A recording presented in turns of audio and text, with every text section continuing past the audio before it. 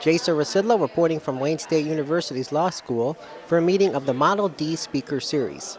Tonight's theme is urban mobility and bicycling. The panelists included Ken Cockrel Jr. of the Detroit City Council, Todd Scott of Michigan Trails and Greenways Alliance, Kelly Kavanaugh, co-owner of Wheelhouse Detroit, Robin Boyle of Wayne State University, and Carolyn Helmke, a Chicago-based transportation consultant. Truly an honor and a pleasure to be here on behalf of the City of Detroit and on behalf of the Detroit City Council. As Claire mentioned, I am a biker, so I have a twofold interest here. I'm interested just because I like to ride, and I think us expanding opportunities to do so in the City of Detroit are, I think, going to be key to the future. But I'm also here, obviously, from a policy standpoint. In my time on the Detroit City Council, specifically back in the year 2007, I founded something called the Detroit City Council Green Task Force, which really has a twofold focus of internally looking at our own business practices as a city and trying to adopt certain practices and strategies to make us a greener city and to make us more energy efficient. The other focus of the task force is to try to promote a broader green agenda, which does include maximizing opportunities to do a lot of the things that we're going to be talking about here tonight. And in the capacity of my leadership on the task force, one of the things that our task force was instrumental in doing a couple of years or so ago was promoting the adoption of a non-motorized plan for the City of Detroit. Todd, I imagine that might be one of the things that you touch on in your presentation when we get to it. And just a couple brief comments before we go ahead and move forward. If I really think about what we're talking about here tonight, I think there's two reasons why it's of critical importance to the City of Detroit. I think first and foremost is it allows us to redefine who we are as a city and where we want to go. Detroit is known as the Motor City, and we have a proud history, heritage, and legacy of being the birthplace of the modern automobile industry. And I think that's something that we should continue to take pride in and not shy away from.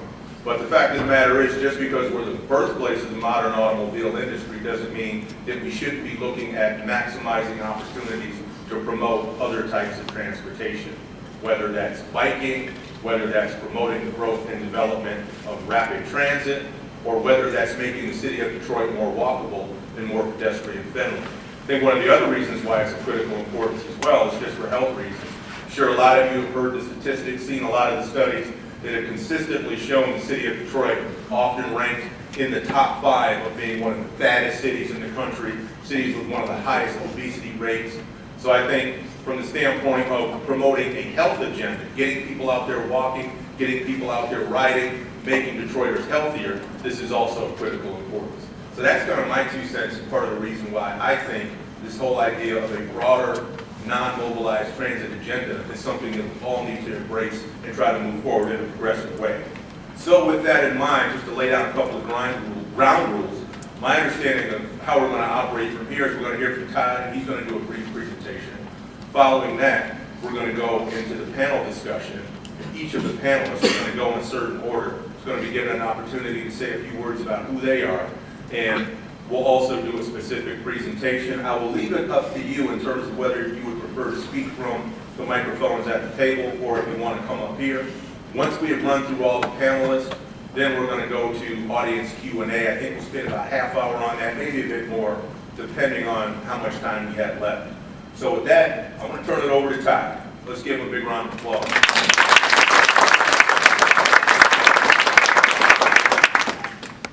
Thank you. This is a new presentation. I was in Cleveland yesterday for the Rails to Trails Urban Pathways Initiative. We're trying to put more and more biking and walking trails throughout urban centers in the United States. I gave a presentation there, and this is a completely new presentation. It was birthed this morning, and so I'm hoping it goes well.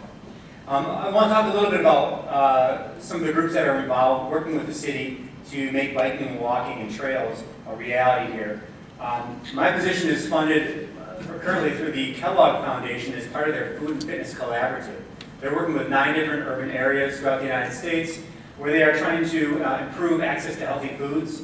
They're trying to improve the health of school children, and they're also trying to improve the built environment. And they're trying to get more people using active transportation, more people walking and biking, so we have more healthy communities. And I co-chair the Built Environment Committee, and two of our goals are to build more greenways and to have a complete streets policy. And I will talk a little bit more about complete streets forthcoming here. There's also a group called the Detroit Greenways Coalition. This is a bunch of folks who meet on a monthly basis with Michigan Trails and Greenways Alliance there, the Community Foundation for Southeast Michigan, and various community development corporations that are building trails and greenways throughout the city of Detroit. We're also working with a lot of other nonprofits too, such as Greening of Detroit and City Year, and also the City of Detroit is really becoming more and more involved in this Detroit Greenways Coalition. And it's really this group that is helping to build the trails and greenways throughout the city. And I'm not shying away from our auto heritage because I'm defining some of our greenways as Cadillacs and some of our Chevrolets. And there's nothing wrong with either one, but not every greenway in Detroit is going to have a carousel on it. So if you're really hoping to have all the trails having carousels, it's not going to happen. That's probably just going to be the Riverwalk. But some of our greenways are merely just bike lanes, signs and paint on the road. Some are through parks, and some have a lot of nice amenities like benches and trees. A little bit about complete streets. This is a national movement where cities around the United States are adopting complete streets policies. It says when they rebuild a street or they repave it, they're going to consider all modes of transportation that can be on that street. So they're not just thinking about cars, they're thinking about how do bikes and pedestrians and transit move along the corridor, and also very importantly, how do people get across the corridor? Because sometimes, in Detroit our streets are so wide that it's very difficult for people to walk across the street. So Complete Streets says let's look at the whole package and try to figure out what makes sense to improve the safety for everybody. And we have a Complete Streets work group in Detroit. We've been working on a Complete Streets ordinance.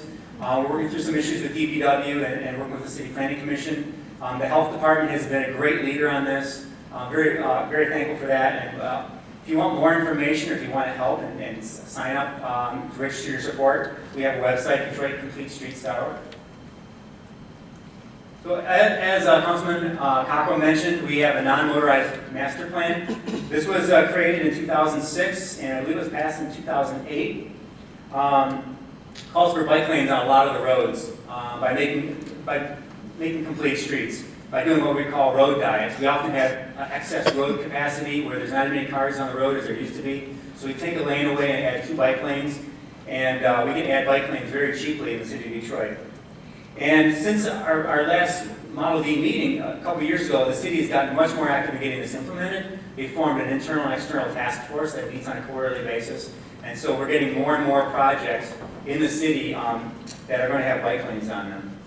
So I'm going to go through some of the infrastructure that's in the city now. This presentation is really heavy on building stuff, but that's only part of the whole situation. In order to get this city biking more and making it more bike friendly, more walkable, there's other components as well. It's really important what the hub is doing, what the fender bender group is doing, the East Side Riders, Critical Mass, the Tour Detroit, all those things. It's not necessarily building bike lanes, but it's getting people and encouraging them and teaching them how to bike safely in the city. But to begin with, we have the trails at Rouge Park over on the west side of the city and the bike lanes on Belle Isle.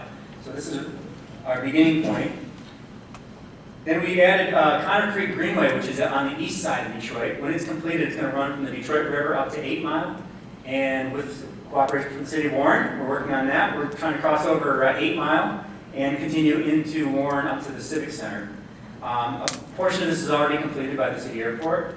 Another portion was opened just this spring. That's the photo in the bottom. There's a bunch of school kids dressed as frogs. And we had a big parade and a marching band, and we opened up the section that runs from Jefferson to the river. And at that event, MDOT promised to fund the northernmost section of the Connor Creek Greenway. So we're slowly getting this long 9-mile trail constructed. Of course, there's the Riverwalk, which is probably the Greenway most people are aware of. And more sections of that are being completed. The section in front of the Port Authority is under construction, but they expect to open it in June, middle of June. One thing that's important about this port is we were hoping that they can start ferry service between Detroit and Windsor. Because currently, if you want to get your bike over to Windsor, you need to have a car. There's no way to get your bike over the Ambassador Bridge or through the tunnel. But with passenger ferry service, this is an opportunity for us to get bikes over to the great trails that are over on the Windsor side.